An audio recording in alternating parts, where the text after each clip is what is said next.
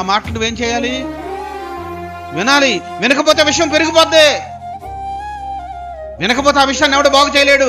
ఖచ్చితంగా విషయం వచ్చిందయ్యా, నా కుటుంబంలో పరిస్థితి బాగోలేదయ్యా, కీడు ఏలుబడి చేస్తుందయ్యా, సమస్యలు ఏలుబడి చేస్తున్నాయ్యా, అయ్యా మా ఇంటిలో విషయం ఉందయ్యా, మా కుండలో విషయం ఉందయ్యా, ఈ కుండలో విషయం ఉందయ్యా, దీనికి విరుగుడేంటయ్యా అని అడిగినప్పుడు దైవజనుడు ఏదైనా నీకు చెప్పినప్పుడు ఆ పని చెయ్యి. ఆ పని చేస్తే విషమును సైతం నా దేవుడు మధురముగా మార్చగలడని ప్రభువు పేరిట మనవి చేస్తున్నా. ఇక ఈమె కొండక్కర్లా ఏనండి. ఇప్పుడు ఈవిడే ఫిల్ అయిపోయింది. ఇప్పుడు బైబిల్ వాక్యం ఏం చెప్తుంది?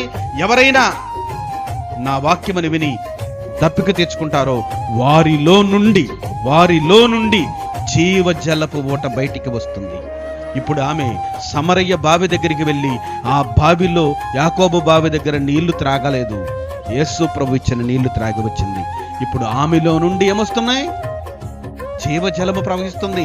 అరే నిన్నటి దాకా చెడిపోయింది రండి. అవునండి, కాదంటలేదు. అరే 6 పెనిమిట్లండి. నో డౌట్, అందులో ఖచ్చితంగా మనకు 6 పెనిమిట్లే. మరి 6 పెనిమిట్లు ఉన్నది ఈరోజు సువార్త చెప్తుంది అట్ట. యేసు వల్ల మారిపోయింది. ఆమె కొండ పరిశుద్ధపరచబడింది. ఆమె కొండలో ఉన్న విషమంతా బయటికి పోయింది. దేవుని శ్రేష్టమైన వాక్యం అనే పిండనే మధురమైన పదార్థం లోనకి వెళ్ళింది. ఆమెలో ఉన్న విషం బయటికి వెళ్ళిపోయింది. ఇప్పుడు ఆమె ప్రజల దప్పిక తీర్చడానికి బయలుదేరిపోయింది.